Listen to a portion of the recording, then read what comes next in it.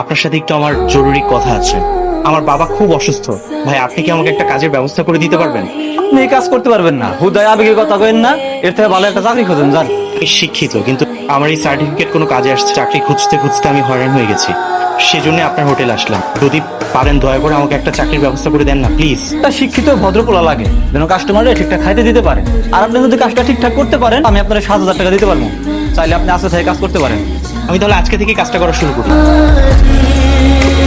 যে আমার চাকরিটা হয়নি, আমি সামান্য একটা হোটেলে কাজ করছি। আমার জীবন চলে গেলেও আমি কোনোদিন তাদেরকে এই কথা জানতে দিব না। মা, আমি অফিসে গেলাম, বাবাকে বলো। সেলাই কইরা পরিষ্কার কইরা তারপর তুমি অফিসে যাও। সে রোজগার করে এই সংসারে টাকা দেবে, তুমি আমার ছেলেকে এইভাবে অপমান করে কথা বলতে পারো না। জুতোগুলা সেলাই করে পলিশ করে দিবি, তুই নিজে সেটা করবি। বাজারে গেলে মুচি কেমনি টাকা দিতে হইতো, সে টাকা তোকেই দিলাম, যা।